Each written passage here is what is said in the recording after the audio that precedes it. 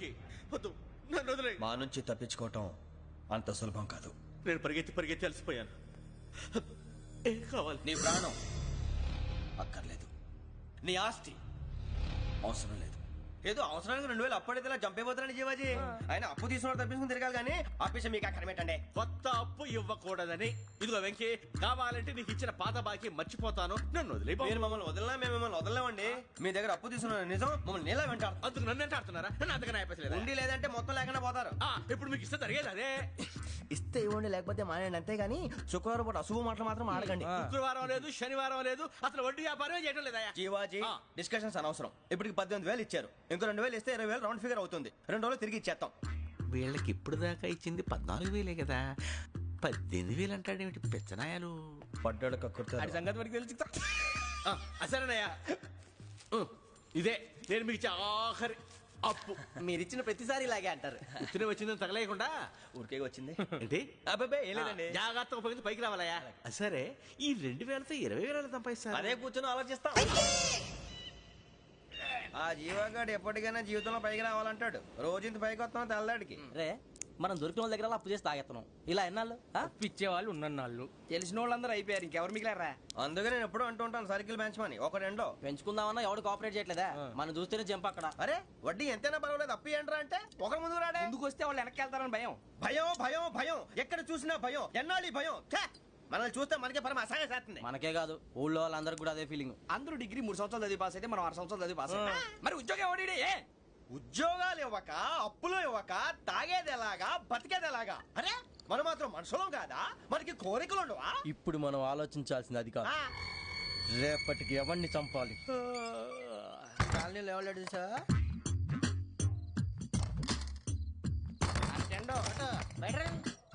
నువ్వా వెంకీ? ఏంటి వెంకీ ఈ టైంలో వచ్చా? నీతో మాడే పని ఉంది, దా చెప్తా. ఏ బాగా నిద్రొస్తుందా? సరిగానే రే, నువ్వు మమ్మల్ని చూసే తలిపేసావా? మామూలుగానే వేసాను. మామూలుగా వేసేవాడివి. మీరు రావడానికి 1 నిమిషం ముందో, మేము వెళ్ళాక 1 నిమిషం తర్వాత వేయాలి కానీ బిలాల్ రాజా, నాకు నిద్ర వచ్చి పడుకుందామని తలుపేసుకున్నాను. అయినా నా ఇంటి తలుపులు నేను అడిగేసుకోవాలంటే తప్పు చేసిన కాక ఇంకా గేర్ సమాధానం చెప్తావా? మీ ఇంట్లో పెళ్లిడికి వచ్చిన ఆడపిల్లలు ఎదురున్నారు. ఇదిగో అమ్మాయిలు, మీతో ఎప్పుడైనా యథాశాలు వేసానా? విన్నారా? అడుగు తలుపులు వేసావు. అనవసరంగా గొడవ ఎందుకని ఇక్కడి నుంచి వెళ్ళండి. గొడవ? మీ ఇంటి మీద పడి ఎప్పుడైనా గొడవ చేశానా బిని గారు? లేదు బాబు. విన్నారా? చెప్పు, మమ్మల్ని చూసి తలుపులు ఎందుకు వేసుకున్నావు? అరే మాకు అప్పించిన వాళ్ళు కూడా మమ్మల్ని చూసి ఎప్పుడు తలుపులు వేసుకోలేదు. ఏం జీవాజీ? మరి నువ్వు ఎందుకు వేసుకున్నావు? బాబు టప్ అయిపోయింది, బుద్ధి తక్కువ వేసాను చాలా. అంటే మా మోకాల మీద తలుపులు వేసామని ఒప్పేసుకుంటున్నావు? ఒప్పుకుంటున్నాను. సరే ఇప్పుడు చెప్పు, మా మొఖాల మీద తలుపులు వేసేంత తప్పు మేము ఏం చేసామరా? తప్పైపోయిందని అంటున్నారు కదా, వదిలేయండి బాబు. అదే తప్పు మేము చేసి మమ్మల్ని వదిలేయమంటే మీరు వదిలేస్తారా బిని గారు? తప్పని ఒప్పుకుంటున్నాడు కదా అయ్యా. ఇప్పుడు టైం 11 అయింది, వెళ్ళి పడుకోండి. 11 అయిందా? కొమ్ము ఉంచాడు కదా. నాకు సంబంధం ఏంటి? ఉంది, సంబంధం ఉంది. 11 గంటలకి నా క్లోజ్ ఫ్రెండ్ ఢిల్లీ వెళ్తున్నాడు. 5,000 అప్పిస్తానని ఎయిర్పోర్ట్ రమ్మని చెప్పాడు. నీ గొడవలో పడి ఆ సంగతే మర్చిపోయాను. ఇప్పుడు నాకు జరిగిన నష్టానికి భర్తీ ఎవరు చేస్తారు? మీరా మీరా మీరా? ఎవడు పడతాడు? ఎందుకు చేస్తాడా భర్తీ? భలే వాడి నువ్వు. తప్పు ఎవడు చేసా వాడే చేస్తా. దానికి కారణం ఈ 10 మనిషే కదా. వాడే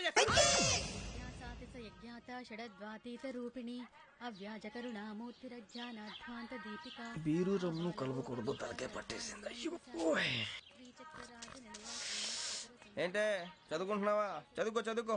దేనైనా వెనక్కి తీసుకురావాలం గానీ పోయిన కాలం వెనక్కి తీసుకురావడం ఎవడి వల్ల కాదు. టైం విలువ గురించి నువ్వు మాట్లాడడం నువ్వు ఎలా పోతే నాకెందుకులే. ఏమ్మా నీ పూజ అయిందా? తలకే పట్టేసింది, కాస్త మజ్జిగుంటే ఇవే. మా నాయనే అందరూ పొద్దున్నే లేచి టీలు కాఫీలు అడుగుతుంటే నువ్వు మాత్రం మజ్జిగ అడుగుతున్నావురా. కాఫీలు టీలు తాగే స్టేజ్ వాడు ఎప్పుడో దాటిపోయాడు. రాత్రి తాగింది దిగాలంటే మజ్జిగే తాగాలి. నువ్వు తల దించుకోవడం ఎందుకురా? నీలాంటి యదవనగానందుకు నేనే దించుకోవాలి తల. రాత్ర సుబ్బారావు గారి ఇంటి మీద గొడవకి వెళ్ళేవంటగా. అలా చెప్పాడు మీకు? ఏ మళ్ళీ గొడవ కెడతావా? నీ దెబ్బకు భయపడి రాత్రి తలుపులు తీసి పడుకున్నారంట. తెల్లారగా టైంట్లో దొంగలు పడ్డారు. ఆడింట్లో ఉందిలేండి పట్టుకుపోవడానికి, అక్కడ కూతురు తప్ప. ఎన్నాళ్ళు ఇలా బేవర్స్గా తిరుగుతావురా? ఇన్నాళ్ళని ఏం ఫిక్స్ అవ్వలేదండి. చిచి నాన్న, అమ్మా, కంబైన్ స్టైల్స్ కి ఫ్రెండ్స్ ఇంటికి పిలుద్దాం అంటే వీడికి భయపడి ఎవరు రావడం లేదు. నేనే చేశానే? వాళ్ళ వంక అదోలా చూస్తున్నావంట. గొప్ప ఫిగర్లని అదోలా చూస్తాను. ఏదో మోహాలు వేసుకుని చదిగా. ఆ గొంతు ఆ వాలకం చూడలేకపోతున్నాను రా బాబు. చిన్నప్పుడు వచ్చి నా అలాగే ఉన్నావు, తెగ ముడిచిపోయారు. ఇప్పుడు నచ్చట్లేదు నాన్నగారు మీకు? నేను యదవలతో డిస్కస్ చేయను. నేను చేస్తాను. మీరు చెప్పదలుచుకుంది ఏమిటో చెప్పండి. ఇంకా చెప్పేదే ఉంది. నువ్వు ఇలా గాలికి తిరుగుతుంటే నేను తిండి పెట్టలేను. నాన్నగారు ఇప్పుడు శుక్ర మహాదశి 4వ పాదంలో ఉంది. నేను ఇప్పుడు ఏం చేసినా కలిసి రాదు. శనిగారు సెంటర్ లో కాసేసి నన్నే చూస్తాడంట. వాడు అలా సైడ్ అయిపోయి నేను ఏదో ఒకటి అవుతాను కదా, మీరు కంగారు పడకండి. ఇవన్నీ ఆ జగదాంబ చౌదరి గారు చెప్పాడా? వా, జేసీ గారిని గాడు గిడు అనకండి బాబు, మీకే మంచిది కాదు. అబ్బా ఊరుకోండి, ఎవరి నమ్మకాలు వాళ్ళవి. ఎరా ఇంతకీ ఆ శనిగాడు సైడ్ కి ఎప్పుడు వెళ్తాడంట? నేను పోయా. నువ్వు సెంటర్ లోకి రావాలమ్మా. మరి ఆ గురువు సెంటర్ లోకి ఎప్పుడు వస్తాడంటావు? అవన్నీ మనకి తెలుస్తాయి అంటే జేసీ గారు తెలుస్తాయి. నాన్నగారు ఒక 1000 రూపాయలు ఇవ్వండి, దక్షిణ నుంచి అన్ని అడిగేసి వస్తాను. ఎదిగిన కూతురు గుండెల మీద కుంపటైతే నీలాంటి బేవార్స్ కొడుకు క్లైమోర్ మైన్స్ లాంటి వాడు చీదరిదుడా. ఆ జేసీ గారు పోయాక వీడు నేను అమ్మ నువ్వే ఫీల్ ఓకే. ఆయన కావాలని అంటున్న మాటలు కాదు, ఆయన దేవుడు. కానీ ఆ శనిగాడు ఆడి కాన్సన్ట్రేషన్ అంతా నా మీదే పెట్టేశాడు. మరి ఇప్పుడు ఎలాగరా నాన్న? ఆ పని మీద డబ్బులు అడుగుతుంటే ఆయన ఇసుక్కుంటున్నాడు. పోనీ నువ్వేనా ఇవే? నా దగ్గర కూడా లేవురా. తెలుగు భాషలో నాకు నచ్చని ఒకే ఒక్క పదం లేదు.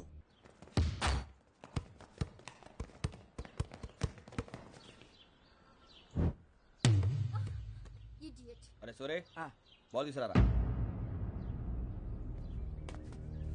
సారీ ఏదో బాలి బాస్కెట్ బాల్ మాలాంటి వాళ్ళు ఆడాలి. మీలాంటి మాసిన కొడుకులు ఆడితే ఇలాగే ఉంటది. ఇలాగే ఇలాగే అమ్మాయిల ముందు ఫోర్స్ కొడతావా? ఆహా, అయితే నిన్ను కొడతా.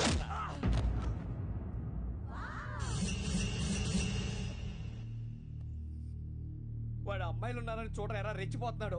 బాస్కెట్ బాల్ మీ వాడి ఆట కానీ మీలాంటి మాసోళ్ళు ఆడే ఆట కాదు అంటున్నాడు రా. రే ఇంత ముందు 2-3 సార్లు కూడా ప్రతి విషయంలో జోక్యం చేసుకుని మనల్ని కొడుతున్నాడు రా. వాడిని ఏదో ఒకటి చేయాలరా, వాడిని వదలొద్దు.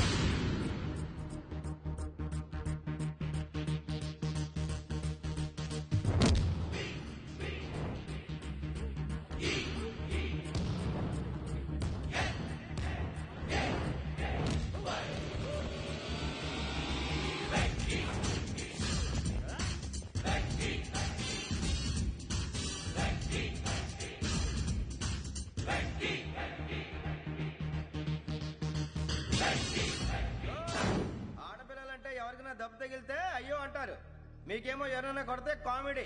కొట్టిన వాళ్ళు మీ దృష్టిలో హీరోలు. ఇప్పుడు నేను పచ్చడి పచ్చడిని కొడేస్తాను, నేను హీరోని అయిపోతానా? అయిపోతానా?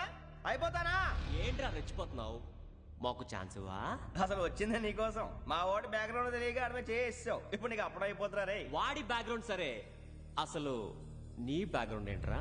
నాకు సెపరేట్ బ్యాక్గ్రౌండ్ అంటూ ఏం లేదురా. నేను ఎక్కడ నిలబడితే అదే నా గ్రౌండ్. అంత పొడింగువా? తెల్దా?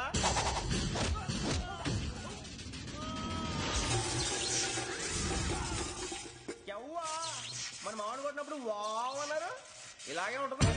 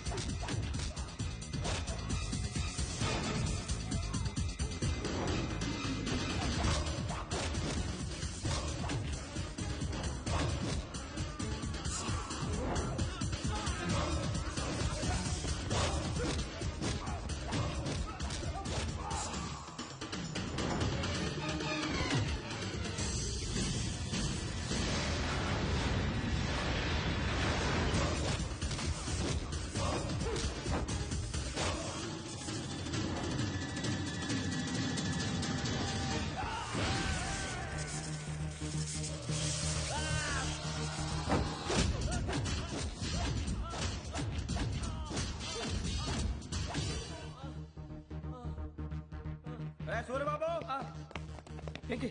ఇందాక నేను కొట్టినప్పుడు నీకే అనిపించిందిరా? కుమ్మేయాలనిపించింది. మరి కుమ్మే. అమ్మో కుమ్ము.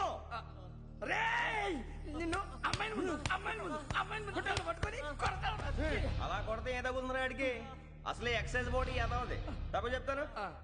కొడితే మడతడిపోవాలి. మాస్తో పెట్టుకుంటే మడతడిపోద్ది. ప్రపంచంలో ప్రతి వాడు ఏదో పని చేసుకుంటున్నాడు, మనం తప్ప. మా కాంట్రాక్టర్ తో చెప్పి పని ఏదైనా ఇప్పించరా? ఎలాంటి పనులు మేము చేయం. డిగ్రీలు బిఏ, నేను ఎంఏ. ఇలా ఇచ్చాడేంట్రా? అయ్యి బాబోయ్, ఇంకేమైందిరా? మడతాడిపోయిందిరా బాబు.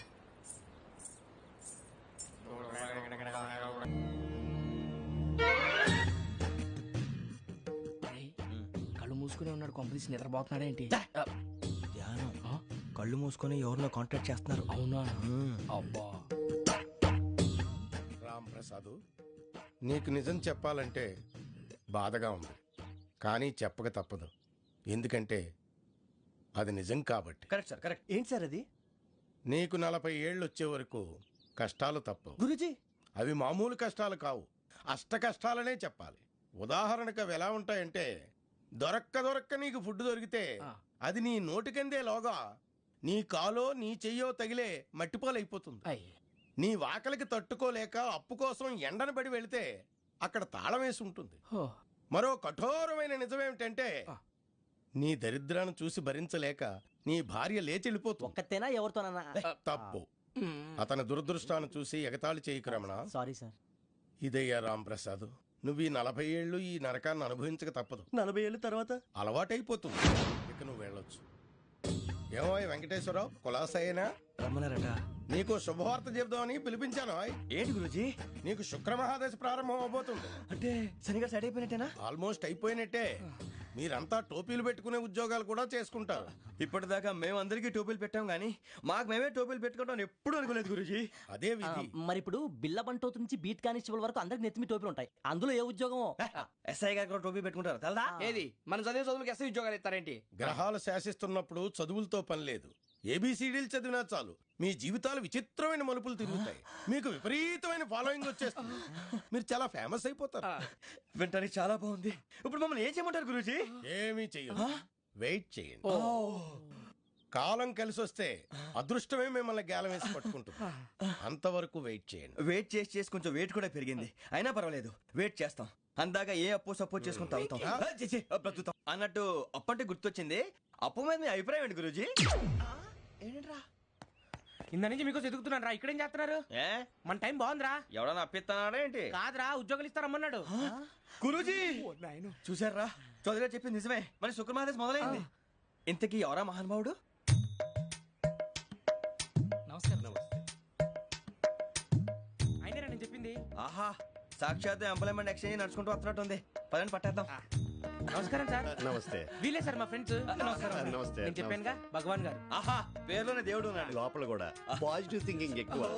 ఇంతకీ మీరు ఇండియానా చైనీసా?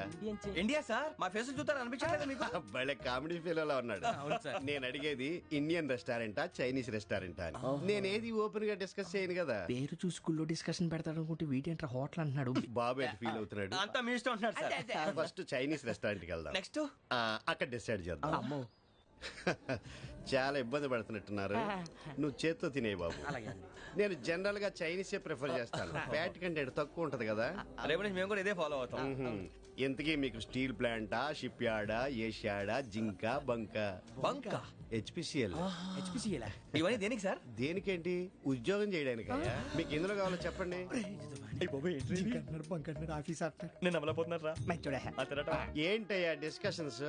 మాకు నీ ఛాయిస్లు ఉంటాయి అనుకోలేదు. మీరు సడన్ గా జింకు బంకు అంటే సింక్ అవడానికి కొంచెం టైం పట్టింది. అదే అదే జేసీ గారు టోపీలు పెట్టుకుని ఉద్యోగం అన్నారుగా. వీటిలో టోపులు పెట్టుకునే జాబ్లు ఎక్కడ ఉన్నాయండి? అన్నిటిలోనే ఉంటాయి, వాటిలో కూడా ఉంటాయి. వాచ్మెన్ ఉద్యోగం కావాలా? ఇంతకీ మీరు అనే జాబ్ ఏంటి సార్? నేను చెప్పేది టోపులు పెట్టుకునే ఉద్యోగం కాదు, టైల్ కట్టుకునే ఉద్యోగం. అది టైల్ కట్టుకోవటం మాకు రాదు. వాళ్ళు కడతారులే. ఇంతకీ మీకు జిఎం కావాలనా, ఏ జిఎం కావాలనా? అట్లా పిలుస్తున్నాడు చూడు బాబు. జిఎం అడిగితే ఎలా ఉంటుందంట? ఏజీఎం అంటే వింటానికి కొంచెం పెద్దగా ఉంది. ఏజీఎం ఇప్పించండి సార్. అనుకున్నాను నువ్వు ఇది అడుగుతావని.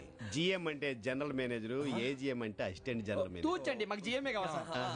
అది సరే కానీ భగవాన్ జీ, ఈ ఉద్యోగాలకి టోపులు పెట్టుకుని వెళ్ళొచ్చా? నీ ఇష్టం వచ్చినట్టు వెళ్ళొచ్చమ్మా. అయితే నాకు జింక్లో నాకు స్టీల్ ప్లేట్ నాకు బంకులో గానీ. కన్ఫ్యూజ్ చేయగానే ఆయన్ని అందరికీ ఒక చోట ఇప్పించండి సార్. కలిసి పని చేసుకుంటాం. జీతం ఎంతండి? 30,000 అంటే 40,000. వడ్డీ ఎంత? అప్పు కాదయ్యా, నీకు ఇచ్చే జీతం. అంటే తిరిగి ఒక్కలేదా? ఫ్రస్ట్రేషన్ లో ఉన్నట్టున్నాడు. అవునండి. నువ్వు ఇచ్చిన వాళ్ళు తీసుకోరు. మాకు అవసరం కూడా అదే. అంతేకాదు ప్రతి నెల గ్రాట్యుటీ, పిఎఫ్, సిఎఫ్. బియ్యం కూడా సార్? ఏ నువ్వు యాక్ట్ చేస్తావా? భగవాన్ జీ, మీరు ఇదంతా ఎందుకు చేస్తున్నారు? ఊరికే మాత్రం కాదు, నేను మంచోడని చెప్పి నా కారు పెట్రోల్ లేకుండా వెళ్తుందా? వెళ్దాం. నేను ఇచ్చుకోవాల్సినవి ఉంటాయి కదా. ఇలా చూడు, అందుకని ఉద్యోగానికి వాళ్ళ ఆకారం తీసుకుంటా. మా గెటబుల్ చూసి మీరు అపార్థం చేసుకుంటున్నారు. మాకంత పొజిషన్ లేదండి బాబు. పోనీ నలుగురు కలిసి ఉద్యోగం చేసుకోవచ్చా? మీ దరిద్రం నాకు అర్థమైంది. థ్యాంక్స్. మీ నలుగురు కలిసి ఓ ₹1,00,000 ఇవ్వండి చాలు. నేను నమ్మనరా, డబ్బుల విషయంలో అసలు నమ్మను. నాన్నగారు మీరు అలా అంటాం భావ్యం కాదు. ఏదో జేసీ గారి సిఫార్సు వల్ల శని గారు సైడ్ అయ్యి శుక్రమహాదేశం మొదలైంది. ఉద్యోగం దానంతటి అదే వెతుకుంటూ వచ్చింది. అందుకని ఇంకేం కావాలో చెప్పండి. స్టీల్ ప్లాంట్ లో జీఎం అని పెద్ద పోస్ట్ అమ్మా. జీతం 30,000, నెల నెల ప్రమోషన్లు, సిఎఫ్లు, డిఎఫ్లు, పిఎఫ్లు, బిఎఫ్లు. ఇవన్నీ నువ్వు చదివిన చదువుకే. అబ్బాబే దీనికి చదువుకి సంబంధం లేదండి. చెప్పాను కదా శుక్రమహాదశ. అది దాని పవర్ అనుకోండి, ఎఫెక్ట్ ఈ అనుకోండి. రోజుల్లో కూడా గ్రహాలు ఏటా nonsense? అబ్బా ఏంటండి వాడన్న ప్రతిదాన్ని ఇలా కొట్టి పడేస్తారు. చిన్నప్పటి నుంచి లక్షలు పోస్ట్ చదివించారు. అమ్మా నువ్వు లేని పోనీ పెట్టుకో. లక్షలు ఎక్కడైనా ఊరుకోరా, మాట వరుస కనాలి. ఒక 25,000 ఇస్తే వాడి జీవితం సెటిల్ అయిపోతుంది అంటున్నాడుగా. అంతగా ఆలోచిస్తారేంటండి? అమ్మా నాకు ఉద్యోగం రాగానే మీ అందరి స్టీల్ ప్లాంట్ షిఫ్ట్ చేస్తానే. ఓకే నువ్వు చెప్పేదంతా కరెక్టేనా? నాన్నగారు మీకు అంత అనుమానం అది ఇవ్వకండి. సర్లే, ఇప్పటికిప్పుడు అంత డబ్బు అంటే కష్టం గానీ నా కెనటిక్ హోండా అమ్మాలి. నాకు తెలుసు మీరు ఆ నిర్ణయం తీసుకుంటారని. అందుకే పార్టీని పట్టుకొచ్చాను. బయట వెయిటింగ్.